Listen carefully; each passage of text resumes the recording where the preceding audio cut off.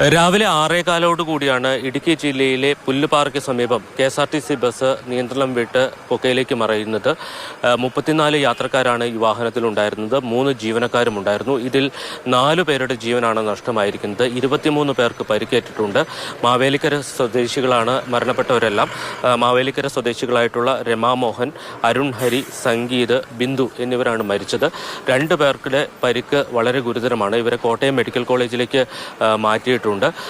Break നഷ്ടപ്പെട്ടു എന്നുള്ളതാണ് driver ഈ അപകടത്തിന് കാരണമായി വ്യക്തമാക്കുന്നത്. ആ വെള്ളച്ചാട്ടം കഴിഞ്ഞുള്ള ഒരു ഇതുണ്ട്, ഒരു വളവുണ്ട്. അവിടെ വളവ് ഒന്ന് ചവിട്ടിയപ്പോൾ ബ്രേക്ക് കിട്ടി, ഒന്നുകൂടെ ചവിട്ടി പെടല് കീഴോട്ടങ്ങ് പോയത്. പിന്നെ അപ്പോഴേ ഞാൻ അച്ഛനെ വിളിച്ചു, അച്ചായ ബ്രേക്ക് പോയ അച്ചായെന്നാണ് ഞാൻ പറഞ്ഞത്. അപ്പോൾ പിന്നെ ഞാൻ മാക്സിമം ഇടത്തോട്ട് സ്റ്റിയറിംഗ് പിടിക്കാൻ നോക്കി, പക്ഷെ എൻ്റെ കൈ നിന്നില്ല. വണ്ടി അപ്പോഴത്തേക്ക് താഴെ പോയി. വാഹനം ഈ വളവിൽ നിയന്ത്രണം വിട്ടതിന് ശേഷം ഏതാണ്ട് ക്രാഷ് ബാരിയറിൽ ഇടിച്ച് 30 മീറ്ററോളം മുന്നോട്ട് വന്നതിന് ശേഷം താഴ്ചയിലേക്ക് പതിക്കുകയായിരുന്നു. 20 അടി താഴ്ചയിലേക്കാണ് ഇപ്പോൾ വാഹനം പതിച്ചിരിക്കുന്നത്. എന്നാൽ ഈ പ്രദേശം ഏതാണ്ട് 3000 അടിയിൽ താഴ്ച ഉള്ള ഒരു പ്രദേശമാണ്. എന്നാൽ മരത്തിലൊക്കെ വാഹനം തട്ടി നിന്നതുകൊണ്ട് വാഹനം താഴേക്ക് പോയില്ല. അതുതന്നെയാണ് ഈ ദുരന്തത്തിൻ്റെ ഒരു വ്യാപ്തി കുറയ്ക്കാൻ സഹായിച്ചത്. മന്ത്രിമാരായ റോഷി അഗസ്റ്റിനും VM വാസവനും അടക്കമുള്ള അവർ ഈ പ്രദേശം സന്ദർശിച്ചിരുന്നു. ശബരിമല സീസൺ ആയതുകൊണ്ട് തന്നെ കൂടുതൽ ശക്തമായ തിരക്കുണ്ട്. ആ തിരക്ക് നിയന്ത്രിക്കുന്നതിനും വരും ദിവസങ്ങളിൽ അപകടം ഒഴിവാക്കുന്നതിനുമുള്ള ഇടപെടൽ ഉണ്ടാകുമെന്നവർ വ്യക്തമാക്കിയിട്ടുണ്ട്. ഇവരോട് സംസാരിച്ചപ്പോഴും കണ്ടക്ടറോട് സംസാരിച്ചപ്പോഴും യാത്രക്കാരോട് സംസാരിച്ചപ്പോഴും അവരെല്ലാം പറഞ്ഞത് വണ്ടിയുടെ ബ്രേക്ക് പോയി എന്ന് ഡ്രൈവർ വിളിച്ചു പറഞ്ഞു.